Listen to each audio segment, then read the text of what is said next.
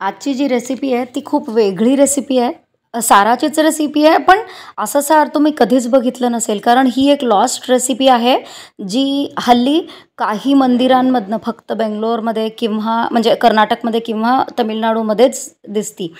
ही recipe मी एका बेंगलोरच्या मंदिरामध्ये बघितलं आहे. खूप कम्फर्टिंग टेस्ट, एकदम सिंपल इन्ग्रेडियंट्स. आता आपण रेसिपीला सुरुवात करूया.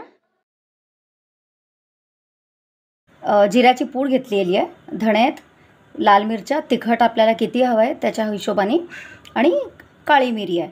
आता हे सगळं मी थोडंसं गरम पाणी घालून उकळून घेते.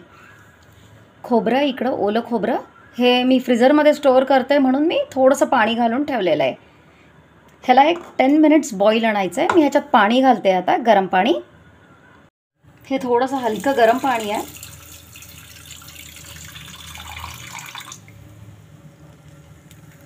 अगदी तुम्ही नॉर्मल पाणी पण घालू शकता, पण फास्ट होती प्रोसेस म्हणून मी गरम पाणीचा वापर केलेला आहे.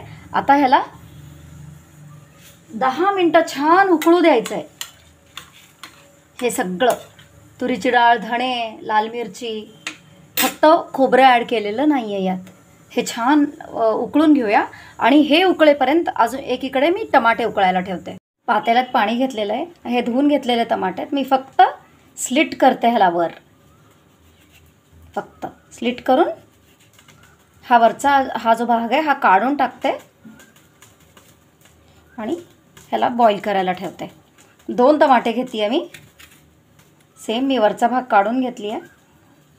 या पोर्शनमध्ये मी ह्याला स्लिट करते. स्लिट करून ह्याला आता बॉईल करून घेते. हे बघा, इथं हे बॉईल व्हायला लागलं आहे.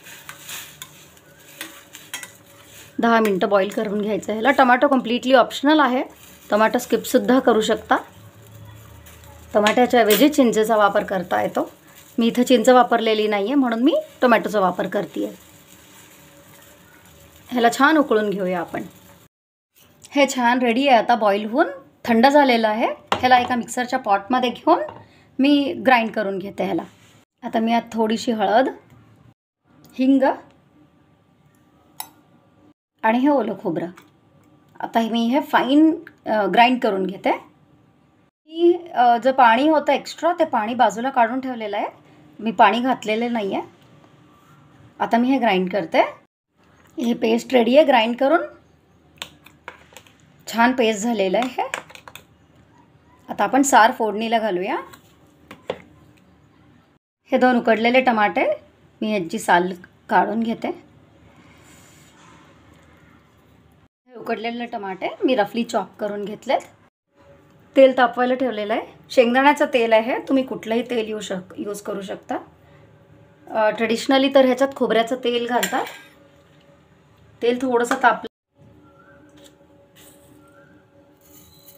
मोहरी, जिरं. आता हे चांगलं तडतडू द्यायचं. मोहरी तडतडली की हिंग,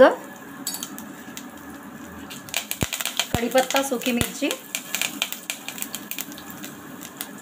थोडीशी हळद आणि हा चिरून ठेवलेला जो टोमॅटो आहे तो घालायचा आहे.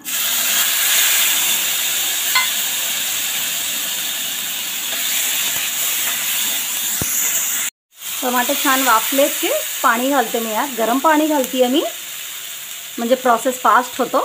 तुम्ही नॉर्मल पाणीसुद्धा घालू शकता. आता जी तुरीच्या डाळीची पेस्ट करून ठेवलेली होती, तुरीची डाळ, धणे, काळी मिरी, खोबरं, लाल मिरची,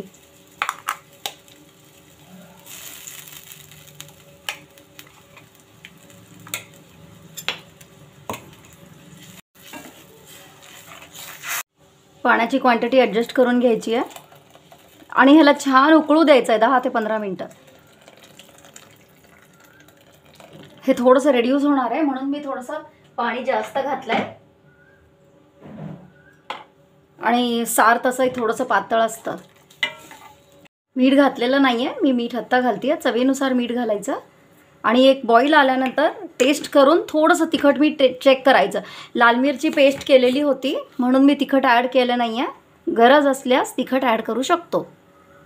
हे बघा, आता हे कसं पूर्ण असं भरून आलेलं आहे. जे आपण मिश्रण घातलेलं होतं वाटून ते, म्हणजे हे आता होत आलं आहे. ही एक लॉस्ट रेसिपी आहे. रस्सम किंवा सार करायची अशी रेसिपी फक्त काही मंदिरांमधनंच दिसून येते दक्षिण भारतात, तेही कर्नाटक आणि तमिळनाडूमध्ये.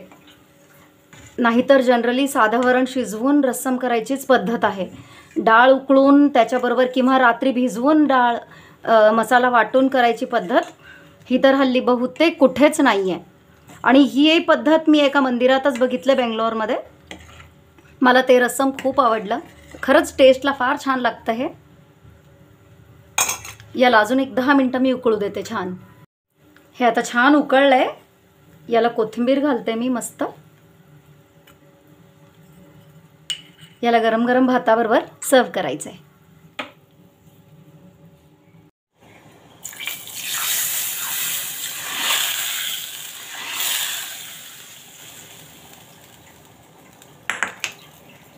गॅस बंद आहे, गॅस चालू नाही आहे. मी आता ह्याच्यात एक अर्धा लिंबू पिळते. तेही गरज पडली तर, टमाटा आंबट असेल तर लिंबाची गरज नाही. अगदी अर्धा लिंबू पिळते आहे मी. गॅस ऑन ठेवून लिंबू पिळायचा नाही, कारण सार कडू लागायची शक्यता असते.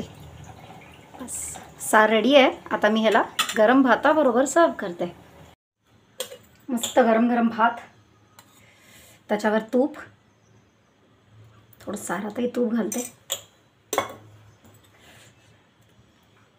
हे सार आपण केलेलं. आहा, टेस्ट करून बघते मी. हे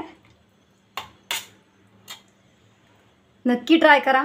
खूप वेगळी रेसिपी आहे, एज ओल्ड रेसिपी आहे. आणि रेसिपी ट्राय करून तुम्हाला कसं वाटलं मला नक्की कळवा.